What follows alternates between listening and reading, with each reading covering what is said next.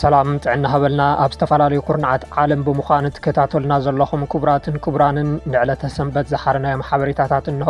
ፈለማ ዓበይቲ ነጥብታት ክነስምዐኩም። መንግስቲ ትግራይ ጆኖሳይደር ስርዓት ብልጽግና ኩናትን ምጅማር ተዳልዩ ኣሎ ክብል ዳግም ኣፍሊጡ። ስርዓት ብልጽግና ኣብዚ ቅንያት እዚ ድማ ደላይ ሰላም ንምምሳል መሸማገልቲ ንትግራይ ከም ዝመፁ ዝንዛሕ ዘለዎ ሕሶት ምዃኑ ገሊጹ ኣሎ። ኣይተ ጌታቸው ረዳ ጻውዒት መድሕን ስልጣን ኣብይ ኣሕመድ ኣቕሪቦም። ማሕበረሰብ ዓለም መንግስቲ ኢትዮጵያ ንምእላይ ዝግበር ዘሎ ምንቅስቓስ ብሳትላይት ተኸታተሎ ክብሉ ኣይተ ጌታቸው ተማሕጺኖም።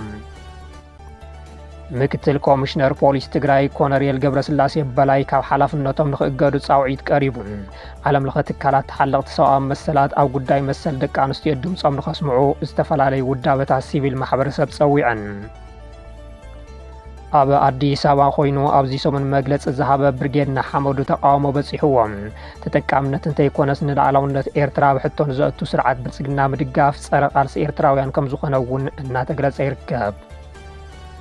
ዋና ዳይሬክተር ውድብ ጥዕና ዓለም ዶክተር ቴድሮስ ኣድሓኖም ብዛዕባ ኢትዮጵያ ስቕቶኦም ሰይሮም።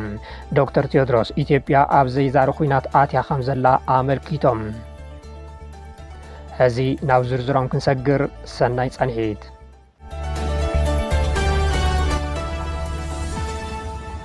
ካብ ኩናትን ህውከትን ወጻኢ ክነብር ዘይኽእል ጆኖሳይደር ስርዓት ሕዚ እውን ናብ ኩሎም ወሰናወሰን ትግራይ በዝሒ ሰራዊት ብምጉዓዝ ቦታ ኣማዕራሪ ኩናት ንምጅማር ተዳልዩ ይርከብ ክብል መንግስቲ ትግራይ ኣፍሊጡ። ስርዓት ብልጽግና ኣብዚ ቅንያት እዚ ድማ ደላይ ሰላም ንምምሳል መሸማገልቲ ንትግራይ ከም ዝመፁ ዝንዛሕ ዘለዎ ሕሶት ምዃኑ ገሊጹ። ቢሮ ጉዳያት ኮሙኒኬሽን ትግራይ ኣብ ዘውፅኦ መግለፂ ከም ዝበሎ ጆኖሳይደር ስርዓት ብልጽግና ኣብ ዞባ ምዕራብ ትግራይ ሸረሪና ኣብ ልዕሊ ሰራዊት ትግራይ ብዝኸፈቶ ውግእ ብጅግና ሰራዊት ተመኪቱ ብዙሕ ሞት መጉዳእትን ከቢድ ስዕረትን ከም ዘተኣናገደ ሓቢሩ። ስለዝኾነ እውን ዝበፅሖ ኪሳራ ንምክሓስ ሞራል ሰራዊትን ምጽጋንን ህዝቢ ንምድንጋርን ብዝተፈላለዩ ድራማታትን ዶክመንተሪታትን ስዕረትን ምሽፋን ላዕልን ታሕትን ይብል ከም ዝቐነየ ዝፍለጥ ሓቂ ዝበለቲ መግለፂ ናይዚ መቐፀልታ ድማ ብተለኣኽቶ ኣቢሉ ናይ ሕሶት ወረታት ስእልታትን ቪድዮታትን ብምፍጣር ምውዛዕን ህዝቢ ንምድንጋር ብስፍሓት ይሰርሕ ኣሎ ብምባል ከሲሱ። ካብዚ ብተወሳኺ ካብ ኩናትን ህውከትን ወፃኢ ክነብር ዘይኽእል ጆኖሳይደር ስርዓት ሕዚ እውን ናብ ኩሎም ወሰናወሰን ትግራይ በዝሒ ሰራዊት ብምጉዓዝ ቦታ ኣማዕራሪዩ ኩናት ንምጅማር ተዳልዩ ከም ዝርከብ ብምሕባር ጆኖሳይደር ስርዓት ብልጽግና ህዝቢ ትግራይ ንምጥፋእ ይኾነለይ ኣብ ዝበሎ ብሓይሊ ብረት ምዃን ኣብ ዛዕበዩ ድማ ሰላም ከም ስልትን ኣንፈት መቐየርን እናተጠቐመ ምምጾ ረዲኡ። ብቐንዱ ድማ ኣብዚ ሕዚ እዋን ብስርዓት ሚድያታቱን ናይ ማሕበራዊ ሚድያ ነጠፍቱን ብዙሓት መደናገርቲ ወረታት እናወዝዐ ኣብ ልዕሊ ቃልሲ ምኸተ ንብሄራዊ ህልውና ህዝቢ ትግራይ ኣልታዊ ጽዕንቶ ንምዕራፍ ኩሉ ዓይነት ጻዕሪ ይገብር ከም ዘሎ ኣብዚ ቅንያት ደላይ ሰላም ንምምሳል መሸማገልቲ ንትግራይ ከም ዝመፁ ዲፕሎማቲክ ማሕበረሰብን ንሰላማዊ ዝርብ ናብ ትግራይ ከም ዝኣተው ብምምሳል ብሰፊሑ ዝገበሮ ምድንጋር ናይቲ ዝጥቀሞ ስልቲ መርኣያ ምዃኑ ሓቢሩ። ከመ ህዝብን መንግስትን ትግራይ ኩሉ ግዜ ንሰላማዊ ዝርርብ በርና ክፍቲ እኳ እንተኾነ ጆኖሳይደር ስርዓት ብልጽግና ግን ካበ ንሰላም ንኩናትን ህውከትን ይሰርሕ ከም ዘሎ ፈታውን ጸላእን ክፈልጦ ይግባእ ብምባል መላእ ህዝብና ሰራዊትና ንፈታዊ ቃልሲ ህዝቢ ትግራይን ብናይ ጆኖሳይደር ስርዓት ብልጽግና ምድንጋራት ከይተታለለም ሓድነቱ ኣስጢሙ ኣብ ቃልሲ ብሄራዊ ህልውንኡ ንኽዓስል ይጽውዕ ኢሉ።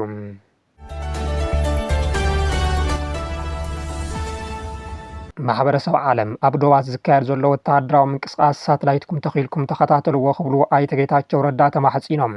ህወሓት ምዕራብ ትግራይ ነፃ ምውፃእ እንተይኮነስ መንግስቲ ኢትዮጵያ ሙዳቕ እዩ ዕላምኡ ክብሉ እውን ከሲሶም። ኣማኻሪ መራሒ ስርዓት ብልጽግና ዝኾኑ ኣይተ ጌታቸው ረዳ ፍርቂ ለይቲ ኣብ ዝወዝዕዎ ጽሑፍ ኣመራርሓ ህወሓት ሕዚ ምስ መንግስቲ ፌደራል ዘሎ ፖለቲካዊ ኣፈላላይ ብሰላማዊ መንገዲ ዝፍታሕ ኣይኮነን ኢሎም ሓይሊ ንምጥቃም ወሲኖም ኣለዉ ብምባል ይኸሱ። እቲ ዕላማ ግና ከምቲ መብዛሕትና እናኣምኖን ሕጋውነቱ እውን ክህልዎ ዝኽእልን ንምዕራብ ትግራይ ሓራ ንምውፃእ ዘይኮነስ ከምቲ ሓላፊት ቤት ጽሕፈት ህወሓት ዝበለቶም ህልውና ህዝቢ ትግራይ ዝረጋገጽ ኣብ መቐብር ናይቲ ብብልጽግና ዝምራሕ ስርዓት ጥራሕ እዩ። ዝኾነ ይኹን ፖለቲከኛ ድሕነት ህዝቡ ዘረጋግጽ ኣብ ውድቀት ሓደ ዝተመረፀ መንግስቲ ዝምርኮስ ገይሩ ከቕርቦ ከሎ ብሓቂ ዘሕፍር ይብሉ። ቅድሚ ሕዚ ኣብ ሑመራ ከይዶም ህወሓት ንወልቃይት ክኣትዉ ኣይትደልዩን ኣነ እውን ኣይደልን መሬት ትግራይ ዘመሓደሮ የመሓደሮ ዝብሉ ዝነበሩ ጌታቸው ረዳ ሕዚ ንምዕራብ ትግራይ ሓራ ንምውፃእ እንተዝኸውንስ ሕጋውን ቅቡልን ምኾነ ክብሉ ጽሒፎም። ህወሓት ምስቶም ንውዕሊ ፕሪቶርያ ብትሪ ዝጻረሩ ሓይልታት ዝገበሮ ርኹስ ቃል ኪዳን ብግልፂ የርእሎም። እዚ ኪዳን መሬት ትግራይ ንምምላስ እንተይኮነስ ብቐጥታ ንመንግስቲ ኣዲስ ኣበባ ንምእላይ ዝዓለመ ይክብሉ ስልጣን እቲ ዘማኽርዎ ስርዓት ከም ዘተሓሳስቦም ገሊጾም። ቀጻል ድማ ከምዚ ዓይነት ዕላማ ክዕወት ይኽእል እዩ ዝብል ሻቆሎት የብለይን ምክንያቱ ኣይከኣልን ብምባል በዓሎም ሓቲቶም በዓሎም ዝምልሱ ጌታቸው ግናኸ ናይዚ ከንቱ ጻዕሪ ሰዓብየን ሰላም ናይቲ ዞባ ብሓፈሻ ንህልውና ህዝቢ ትግራይ ብፍላይ ዘስዕቦ ሓደጋ ኣፍካ መልኢኻ ዝግለጽ ኣይኮነን ብምባል እቶም ኣብዚ ኪዳን ዝበሃል ዘሎ ተዋሳእቲ ዕድል እንተረኺቦም ኣብ ሙሉእ እቲ ዞባ መወዳእታ ዘይብሉ ዕንወት ካብ ምፍጣር ድሕር ከም ዘይብሉ ብንጹር የርኢ ክብሉ ይኸሱ እቲ ኣብ ሸረሪና ዘጋጠመ ውግእ ስርዓት ኣስመራ እቶም ኣብ ውሽጢ ኢትዮጵያ ዘለው ታሕተዎት መሻርክቱን ግዳማውያን ኣሰለፍቱን ዘካይድዎ ዘለው ናይ ጠርዚ ፀዋታ ክሳብ ክንደየናይ ሓደገኛ ምዃኑ ኣነፂርዎ ኣሎ ይብሉ እሞ ዕላምኡ ድማ ንሃገር ኢትዮጵያ ምፍራስ እዩ ብምባል ነቲ ስርዓት ብልፅግና ንምክልኻል ይፍትኑ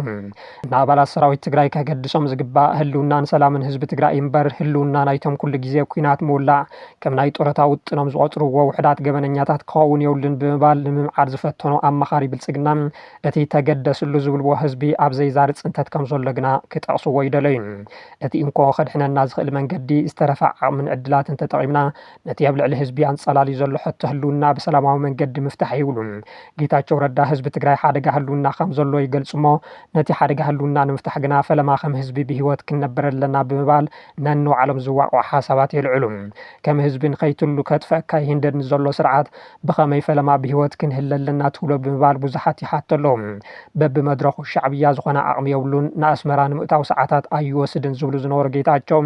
ሕዚ ምስ ሕወሓት ተላፊኑ ንትግራይን ኣምሓራን መከላኸሊ ዞባ ብምግባር ስርዓት ብልፅግና ንምእላይ ይሰርሕ ከም ዘሎ እዚ ድማ ብልሒ ኢሎምዎም ቀትርን ለይትን ንስርዓት ብልፅግና እንታይ ከም ዘማኸርዎ ዝፍለጥ እኳ እንተኾነ መንግስቲ ፌደራል ንሙሉእ ትግበራ ውዕሊ ፕሪቶሪያ ዘለዎ ተወፋይነት ክቐፅል ከም ዝግባእ ኣብ ፅሑፎም ክመኽሩ ዝፈትኑ ጌታቸው ረዳ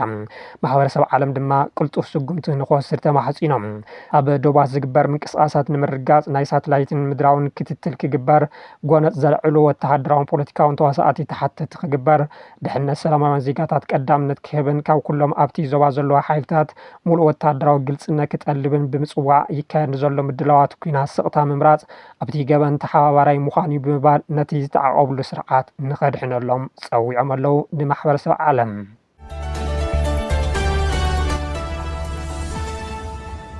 ምክትል ኮሚሽነር ፖሊስ ትግራይ ኮሎኔል ገብረስላሴ በላይ ካብ ሓላፍነቶም ንኽእገዱ ጻውዒት ቀሪቡ ዓለም ለኸ ትካላት ተሓለቕቲ ሰብኣዊ መሰላት ኣብ ጉዳይ መሰል ደቂ ኣንስትዮ ድምፆም ንኸስምዑ ዝተፈላለያ ውዳበታት ሲቪል ማሕበረሰብ ፀዊዐን ኦምና ትግራይ ጄም ትግራይ ሃራምቤ ኮሌክቲቭን ካልኦት ኣካላት ሲቪል ማሕበረሰብን ኣብ ዛዕባ ዘውዲ ሃፍቲ ሓበራዊ መግለፂ ኣውፅኦም ማእኸላይ ቤት ፍርዲ ከተማ መቐለ ኣብ ልዕሊ እቶም ብገበን ቅትለት ዘውዲ ሃፍቲ ዕድመ ልክዕ ፍርዲ ተፈሪድዎም ዝነበሩ ክልተ ተኸሰስቲ ብነፃ ንኽወፁን ዘሕለፎ ውሳነ እተን ትካላት ብትሪ ተቃዊሞም ሰበር ሰማዓይ ቤት ፍርዲ ግልጋሎት ሃገራዊ ድሕነትን መረዳእታን ዝሓዞ ዲጂታል መረዳእታ ቀሪቡ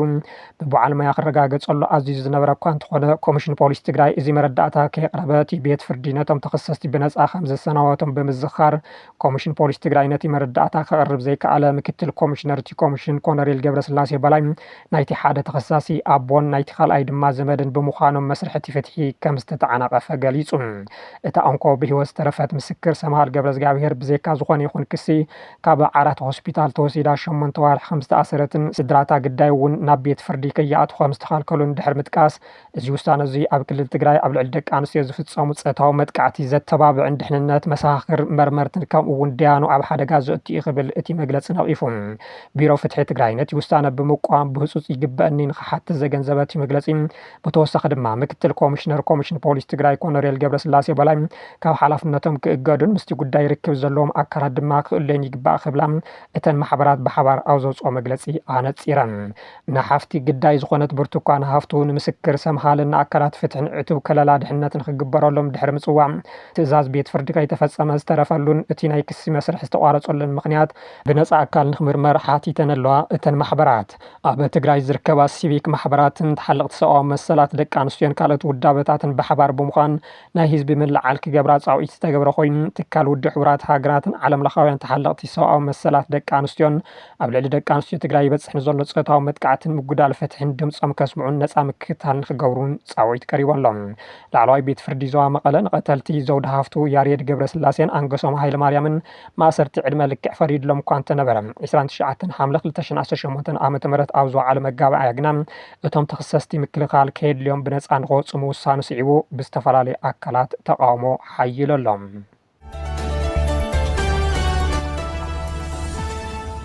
ኣብ ኣዲስ ኣበባ ኮይኑ ኣብዚ ሰሙን መግለፂ ዝሃበ ብርጌድ ንሓመዱ ተቃውሞ በፂሕዎም ተጠቃምነት እንተይኮነስ ንላዕላውነት ኤርትራ ብሕቶን ዘእቱ ስርዓት ብልጽግና ምድጋፍ ጸረ ቃልሲ ኤርትራውያን ከም ዝኾነ እውን እናተገለጸ ይርከብ። ንዝሓለፈ ሓደ ዓመት ብስርዓት ብልጽግና እናተደገፈ መናእሰይ ዘዕጥቕን ዘሰልጥንን ዘሎ ብርጌድ ንሓመዱ ዝተባሃለ ውዳበ ኣብዚ ሰሙን ኣብ ኣዲስ ኣበባ ኮይኑ መግለፂ ምሃቡ ይዝከር። እቲ ውዳበ ኣብ ኤርትራ ሱርበቆ ስርዓታዊ ለውጢ ንምምጻእ ቃለስ ከም ዘሎ ብምሕባር እዚ ድማ ብብረታዊ ቃልሲ ከም ዘዕውቶ ሓቢሩ እዩ። እቲ ውዳበ ብቐንዱ ኣብ መንጎ ህወሓትን ሻዕብያን ተፈጢሩ ዘሎ ጽምዶ ዝተቃወመ እንትትከውን ነቲ ዘይቅዱስ ክብል ዝገለጾ ጽምዶ ከም ዝቃለሶ እውን ገሊጹ። ከምኡ እውን እቲ ብስርዓት ኢትዮጵያ ዝለዓል ዘሎ ሕቶ በሪ ባሕሪ ከም ዝድግፎን ነዚ ድማ ኮሚቴ ጣይሹ ይሰርሐሉ ከም ዘሎን ካብ ላዕለዎት ኣመራርሓ እቲ ውዳበ ሓደ ዝኾነ በየነ ገብረ እግዚአብሔር ውፊ ኣብ ሚድያ ስርዓት ብልጽግና ቀሪቡ ኣረጋጊጹ እዩ። ነዚ ስዒቡ ካብ ዝተፈላለዩ ተቃለስቲ ኤርትራውያን ተቃውሞ ዝገጠሞ ኮይኑ ወናኒ ተፈታዊ ሸው ሰልጠነ ግርማይ እቲ ዝሃብዎ ሓሳብ ንባዕሎም እምበር ንምንቅስቃስና ንኤርትራን ኣይውክልን ክብል ተቃዊምዎም። ካብቲ ምንቅስቃስ ክንኣልዮም ኢና ዘለና ዝበለ ሰልጠነ ሕዚ ዝርድአኒ ዘሎ ናይ ህግደፍ ልኡኻት ምዃኖም ይኽብል ተቃውሞ ገሊጹ። ኢትዮጵያ ናይ ዋንነት እምበር ናይ ተጠቃምነት ሕቶ ኣይኮነትን ትሓትት ዘላ በየነ ውፊ ከመይሉ ነዚ ቁኑዕ ሕቶ እዩ ይብሎ ብምባል ብትሪ ተቃዊምዎም። ዝሓለፈ ፖለቲካውን ወተሃደራውን መራሕቲ እቲ ስርዓት ክሳብ ላዕላውነት ኤርትራ ኣብ ሕቶ ዘእቲ ዝህብዎ ዝነበሩ ርእቶታት ገዲፍና ኣብዚ ሰሙን ቀዳማይ ሚኒስትር ኣብይ ኣሕመድ ብኦሮምኛ ብዝሃብዎ ቃለ መሕትት ኣብ ኤርትራ ኣሽማት ኦሮምኛ ከም ዘለዎ ብምሕባር ባሕረ ነጋሽ ብኦሮሞ ይመሓደር ነይሩ ብምባሎም ዝዝከር እዩ። ካብዚ ምርዳእ ዝከኣል ብልጽግና ፍትሓዊ ሕቶ ተጠቃምነት እንተይኮነስ ጉዳይ ዋንነት ግዝኣት ይሓትት ከም ዘሎ ብምሕባር ኣመራርሓ ብርጌድ ንሓመዱ ከመይ ኢሎም ነዚ ሕቶ ቅቡል ይገብርዎ ብምባል ተቃውሞ ገጢምዎም ኣሎ። ምንቅስቃስ ሓይሊ ህዝቢ ኤርትራ ዝተባሃለ ውዳበ ኣብ ዘውፅኦ መግለፂ ተቃውሞ ህዝቢ ኤርትራ ካርታ ክቕይር ዘይኮነ ዝቃለስ ዘሎስ ፍትሕን ሕግን ርትዕን ዲሞክራስን መሰሉ ከውሑስን እዩ ብምባል ነቲ ብኣመራርሓ ብርጌድ ንሓመዱ ዝወፀ መግለፂ ኮኒንዎም። ገለ ውሑዳት ጉጅለ ብስም ቃልሲ ህዝቢ ኤርትራ ዘላግጹን ቃልስና ካብ መስመሮ ክወፅን መስመራት ቃልሲ ክጽየቁን ምስ ፖለቲካ ትግራይን ምስ ህዝቢ ትግራይን ከጋጭዎን ይቃለሱ ምህላዎም ክንሕብር ንፈትሉ መግለፂ ምንቅስቃስ ሓይሊ ህዝቢ ኤርትራ። መንግስቲ ብልጽግና ዝኣወጆም ኣዋጃት ሕቶ ባሕሪ ይኹን ነጋሪት ኩናት ኣብ ልዕሊ ህዝቢ ትግራይ ይኹን ህዝብታት ኣምሓራ ብዓብዩ ኤርትራ ከም ጋዛ ክገብሮ እየ ዝብሎም መንግስቲ ብልጽግና ብወግዒ ኣብ ፓርላማ ወፂኡ ኤርትራ ከም ሃገር ኣይፈልጣን ኢሉ ዝኣወጀ ኣዋጅ ዝተቐበሉ መንግስቲ ብልጽግና ንህዝቢ ትግራይ ይኹን ንህዝቢ ኢትዮጵያ ካብዛ ምድሪ ከየጥፋእኽዎ ኣይድቅስን ዝበለ ምድራዊ ሰይጣን መሳርሕትናን መሻርክትናን ምባሎም ህዝቢ ኤርትራ ይኹን ህዝቢ ትግራይ ክንፅረሉን ብዝግባእ ክፈልጠን ኣሎ። እዞም ከምዚ ዝበሉ ውዳበ ኣብዚ ንገብሮ ዘለና ህዝባዊ ቃልስና ምንም ምትሓዝ የብሉን ኢሉ መላእ ህዝቢ ኤርትራን ህዝቢ ትግራይን ፈልዩ ነፅንዑን ክጥምቶ መጃመላ ብዘይብሉ ኣትርዩ ክኾንናን ምስ ቃልሲ ህዝቢ ኤርትራ ምንም ዝተሓዝ ከም ዘይብሉን ንመላእ ህዝብናን ህዝቢ ትግራይን ክንሕብር ንፈቱ ይብል። ምስ ወራሪ ብልጽግና ዝሻረኽን ስለፍን ፀረ ሃገርናን ፀረ ህዝብናን ፀረ ህዝቢ ትግራይን ክሳብ ዝኾነ ህልውናና ንምርጋጽ ብትሪ ንኹንኖን ክሳብ ዝፍሽል ክንቃለሶ ምዃንናን ብወግዕ ንገልጽ ክብል እውን ዕላው ገይሩ።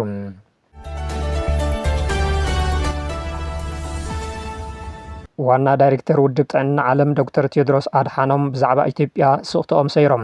ዶክተር ቴድሮስ ኢትዮጵያ ሰላም እምበር ዝያዳ ኩናት ኣየድልያን ክብሉ ገንዚቦም። ዋና ዳይሬክተር ውድብ ጥዕና ዓለም ዶክተር ቴድሮስ ኣድሓኖም ኣብ ማሕበራዊ ሚድያ ኣብ ዝወዝዕዎ ጽሑፍ ንሰለስተ ዓመታት ዝካየድ ዘሎ ኣብ ክልል ኣምሓራ ዕጥቃዊ ጎነፅ ማዕለያ ዘይብሉ ህይወት ከም ዘጥፍአ ብምሕባር ኣብ ኦሮምያ ደም ምፍሳስ ቀፂሉ ኣሎ፣ ትግራይ እውን ናብ ቁልዕ ኩናት ትምለሰላ፣ ዓፋር ተሳሒባ ኣትያላ፣ ቤንሻንጉል ጉሙዝ እውን ብዓመፅ ምንዋፃ ቀፂላላ ብምባል ብስርዓት ብልጽግና ትምራሕ ኢትዮጵያ ዘላትሉ ህልው ኩነታት ገሊፆምዎም። ይኣክል መንግስቲ ፌደራልን ኩሎም መራሕቲ ክልላትን ካብ ጠመንጃን ላዕሊ ዘተ ክመርፁ ከምኡ እውን ሓቀኛ ፖለቲካዊ ፍትሕ ክኽተሉ እላቦም ኩናት ሞት ዕንወትን ምምዝባልን ሕሰምን ጥራሕ እዩ ዘምፅእ፣ ኢትዮጵያውያን ዝሐሸ ነገር ይግብኦም ብምባል ፃውዒት ኣቕሪቦም። ኣብ ጋዛ፣ ዩክሬን፣ ኢራን ዝካየዱ ጎነፃትን በደላትን ብሰብኣዊ ዓይኒ ብምርኣይ ጎነፅ ጠጠው ንኽብል ድምፆም እናስምዑ ዝመፁ ዶክተር ቴድሮስ ሕዚ ድማ ኣብ ኢትዮጵያን ፀላሊን ዘሎ ሓደገኛ ኩነታት ብልዙ ይፈታሕ ክብሉ ኣገንዚቦም ኣለዉ። ሕዚ ኣብ መላእ ኢትዮጵያ ጎነፅ እምበር ሰላም ከምዘየለ ዘመላኸተ ጽሑፍ ዶክተር ቴድሮስ ይኣክል ኢትዮጵያውያን ዝሐሸ ነገር ይግብኦም እዩ ብምባል ነቲ ዘይዛሪ ኩናትን ህልቂትን ዓለም ንኽትምልከቶ መልእኽቶም ኣሕሊፎም ኣለዉ።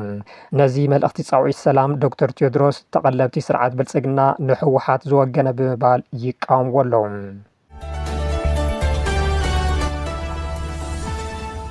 ክቡራት ተኸታተልትና ነዚ ዕለት ዝሓዝናዮም ዜናታት ነዚኦም ይመስሉ ነይሮም። ስለ ዝተኸታተልኩምና ኣዝና ነመስግን። ሰላም።